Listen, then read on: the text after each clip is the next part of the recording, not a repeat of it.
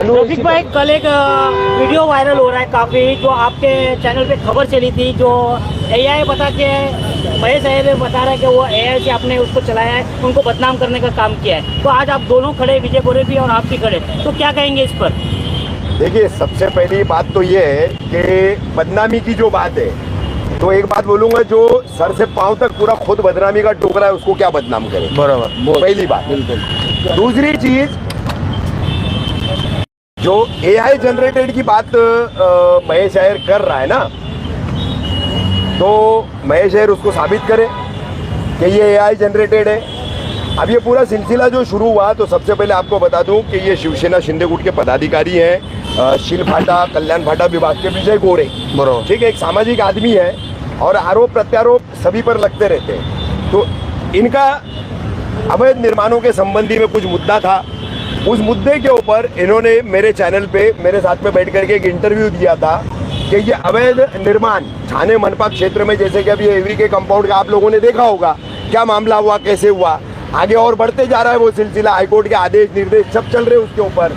तो ये अवैध निर्माणों को लेकर के जो वसूली का पूरा यहाँ पर सेटअप था, वो वसूली कैसे होती है, कौन लोग करते हैं, कौन इसका जो है सिरमौर है, मुखिया कौन है, वो ऐसे तमाम इंटरव्यू में जो है बातें विजय भाई ने रखी थी। उस बराबर, मेरे सवालात थे, विजय भाई ने वो तमाम बातें रखी थी। अब इसमें होता ऐसा है कि ये 4 अप्रैल 2025 की बात है, यानी ये अभी जुलाई महीना चल रहा है, तो जुलाई से पहले जो अप्रैल महीना था तब की बात है। तब हमने विजय भाई का वो इंटरव्यू चलाया था हमारे चैनल पर। अब दूसरी बात आपको बता दूं कि वो इंटरव्यू चलने के बाद मुझे कॉल आया, व्हाट्सएप पर ही महेश अय्यर ने मुझे कॉल किया, लेकिन 2 रिंग बजी, मैं उठाने गया, मेरी बीवी ने मुझे बताया कि देखो कॉल आ रहा है, तो मैं उठाने गया, तब तक वो कॉल कट हो गया।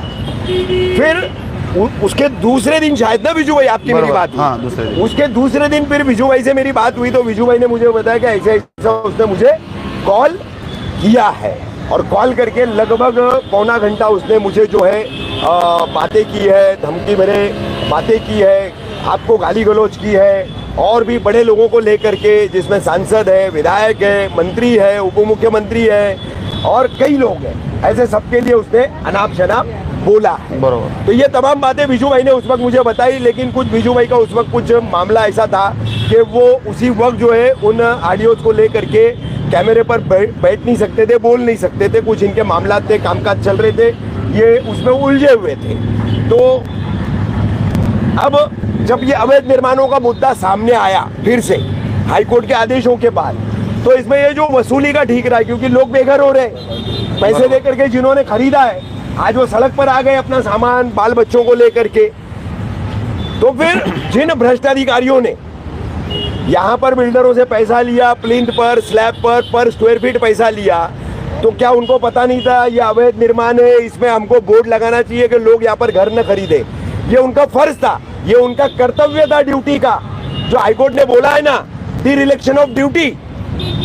जस्टिस गिरीश कुलकर्णी और जस्टिस आरिफ एस डॉक्टर की बेंच ने जो बात कही है, तो वो डिरेक्शन ऑफ ड्यूटी क्या है? तो वो यही है कि आपको लोगों को आगाह करना है कि ये इमारत अवैध रूप से बन रही है, उसका बोर्ड वहां पर लगाना है, ताकि कोई भी आम आदमी जाकर के वहां पर खरीदे नहीं और इस तरह से जो है ठगी का शिकार न हो।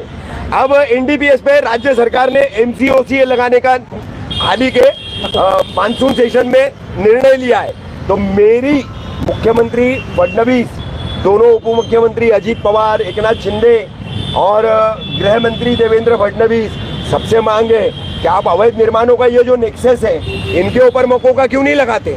क्योंकि आज अधिकारी अगर शय नहीं देगा, अधिकारी अगर पैसे नहीं लेगा, तो किसी भी जमीन मालिक की या किसी भी बिल्डर डेवलपर की इतनी हिम्मत नहीं है कि बगैर परमिशन के इतने बड़े बड़े स्ट्रक्चर जो है वो खड़ा कर ले।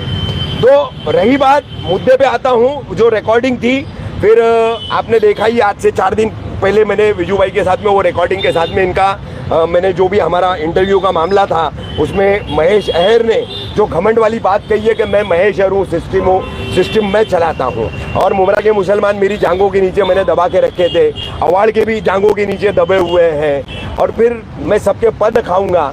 तो अब उसको वो बता रहा है एआई। तो एआई से जो है, मैं बोलता हूं महेश है, मेरी आवाज में एक 35 मिनट की रिकॉर्डिंग बना के दिखा दे। 35 मिनट, वो 35 मिनट की रिकॉर्डिंग है, हमने 2 पार्ट में चलाई है। तो वो रिकॉर्डिंग अगर एआई है तो एआई से जो है वो जनरेट हुई है, ये साबित कर दे। दूसरी चीज, विजय गोरे मेरे साथ में, अभी यहाँ से जीप जा रही है, मुमरा के सीनियर पे अनिल शिंदे जा रहे हैं। वो ये जब भी देखेंगे तो मैं उनको बोलूंगा कि सारे निवेदन आए आपको, शिवसेना शिंदे गुट का आया है, राष्ट्रवादी कांग्रेस पार्टी अजीत पवार गुट का आया है, एसडीपीआई का आया है, एमआईएम का आया है, कांग्रेस का आया है, मिला जुला सर्वदलीय प्रतिनिधि मंडल का भी निवेदन आपके पास आया है कि इसमें कार्रवाई होनी चाहिए।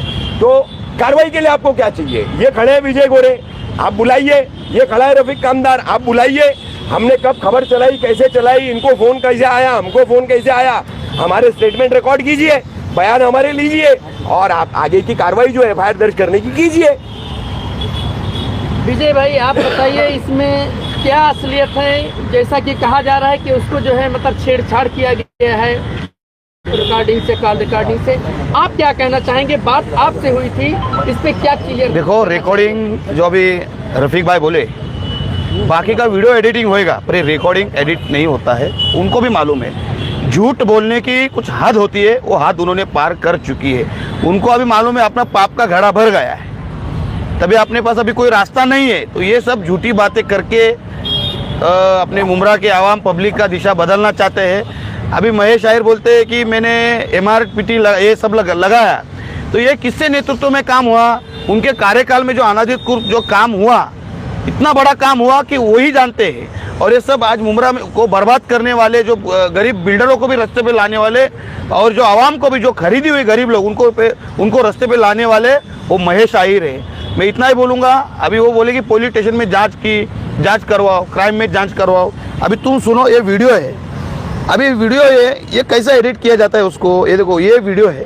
पहले उसने एक मैसेज डाला था मुझे, ये महेश आहिर का है, फिर बाद में ये वीडियो बनाई। अभी वीडियो कैसी बनाई? जैसे मैं सुबह का ही उसका 11-12 बजे का फ़ोन था, उसके बाद ये मैंने व्हाट्सएप कॉल पे दूसरा मोबाइल, वो खुद बोल रहा है कि तू रिकॉर्डिंग करेगा, खुद बोल रहा था ना कि तू रिकॉर्डिंग करता है, मुझे मालूम है।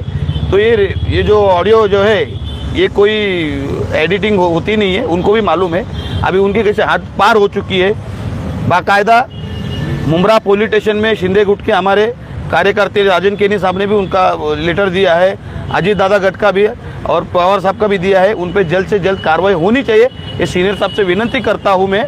और सब ये झूठी बातें हैं, धमकाना, डराना, हम लोग मुमरा वाले डरने वाले नहीं हैं और इसके धमकियों को हम लोग सामने जाने वाले नहीं हैं। और जो आज भी वो खुद को मानता है कि मैं एक कोई कंपनी टच आदमी हूँ, मेरे अंडरवर्ल्ड से रिश्ता है, तो वो सब वो छोड़ दे कि कोई कभी किसी से कम नहीं होता। और कल खुदा ना खास्ता मैं बोलता हूँ, कल रफीक भाई को कुछ हमला होएगा, मेरे पे भी जो हमला होएगा उसका जिम्मेदार महेश आहिर होगा।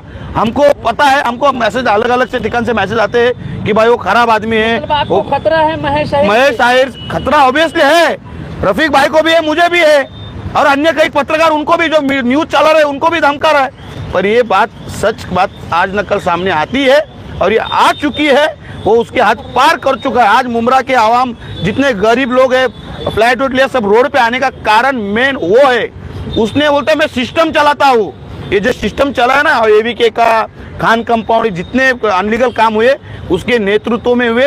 इससे कोई राजकीय नेता का कोई हाथ नहीं है, वही मेन सिस्टम चलाया। में महेश आहिर के अलावा और कुछ वसूलीबाज थे, दलाल थे, चमचे थे, उनके बारे में देखो, अभी दलाल कौन थे वो सब पूरे आवाम को मालूम है, सब जनते को मालूम है कौन दलाल है कौन क्या है। उन पे भी जांच होनी चाहिए और इन पे भी जांच होनी चाहिए। मैं नहीं बोलता कि उस पे जो उनके दलाल थे उन पे भी जांच होनी चाहिए, पर ये जो आवाम का पैसा खा के ज्यादा दिन आगे बढ़ेगा। जिस तरह आपने बताया कि आप पे हमला हो सकता है या कुछ भी हो सकता है आपके ऊपर, तो आपने कभी मुमरा पुलिस स्टेशन आपको बुलाए तो आप इस पर बयान पे अटल रहेंगे क्या सामने? 101% अटल रहूंगा मैं। विजय भाई, आखिरी सवाल रहेगा, जैसे क्या रफीक भाई ने बताया, क्या सारे लोगों ने पत्र व्यवहार किया है, सारी पार्टियों ने भी निवेदन किया है, लेकिन उसके बावजूद कोई गुनाह दाखिल नहीं होता, ऐसी क्या वजह होगा ना? देखो, उनको गुना दाखिल करना पड़ेगा, सीनियर साहब से विनंती है। अभी इतना पब्लिक उनके अपने इससे सपोर्ट में है, पब्लिक आवाम को, मुसलमानों को, भाइयों लोगों को क्या बोला उसने?